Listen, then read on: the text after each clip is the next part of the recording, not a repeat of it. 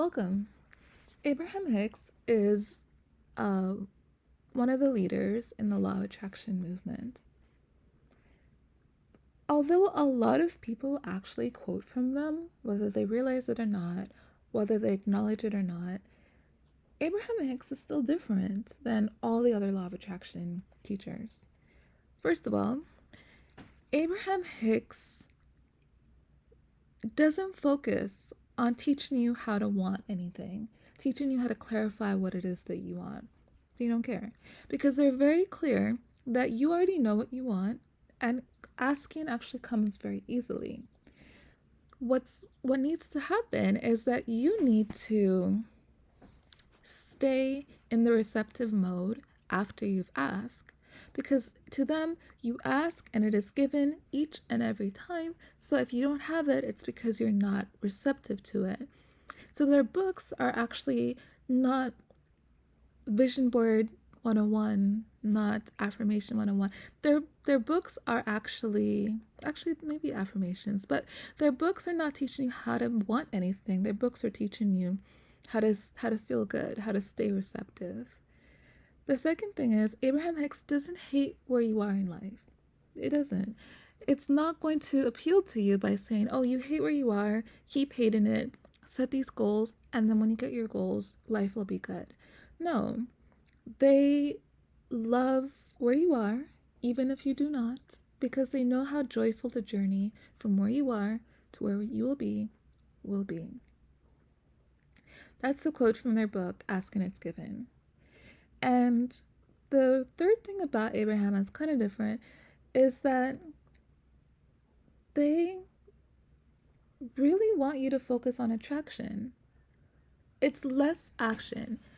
I have noticed a ton of law of attraction teachers say, yes, attraction will work, but you gotta go out there and do something. The law of action still matters. You have to do this, do that, do ABC. You cannot just sit there and do nothing. The law of attraction will work, but you have to put in the action. Abraham Hicks would say it's like you go to a restaurant and you sit down at the table and you have the menu and you get to order what it is that you want, and then you send it to the kitchen, and then the kitchen gives you the food. You don't have to go into the kitchen and do it yourself. You don't have to go into the kitchen and supervise. So there's your role to play, which is asking and staying receptive. But the universe has a role to play too.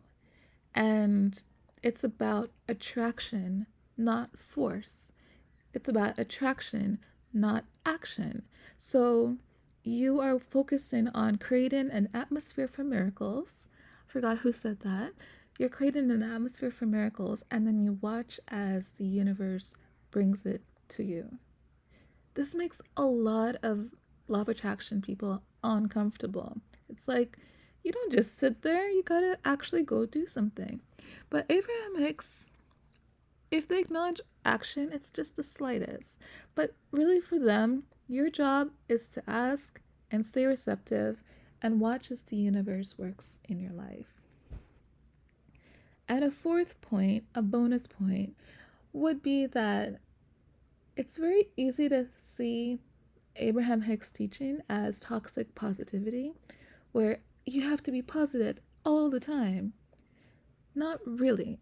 First of all, they say that they're not asking you to look at something you don't like and like that and feel positive about it. They're asking you just to change your focus altogether, to look at something that you do like and like that.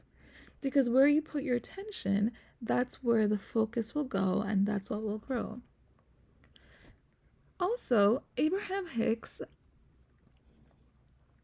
does acknowledge that you can feel the negative emotions, but they don't want you to live there. They don't want you to unpack and live there and stay there. And for years upon years, just be with your anger and your hurt and that kind of negative emotion. They want you to experience it and then think about it. Like, what this is what I don't like. This feels horrible. So, what does feel good to me? And use it to pivot to figure out what it is that you do want. Because to them, your job is not to focus on what you don't want.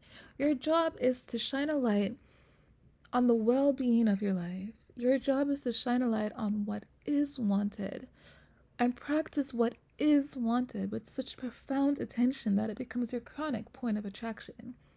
So, yeah, use the negativity to help you figure out what it is that you do want and then focus on that. So, it's not ignoring the negativity altogether, but you leverage it for more positive goals. So, Abraham Hicks is quite the legend.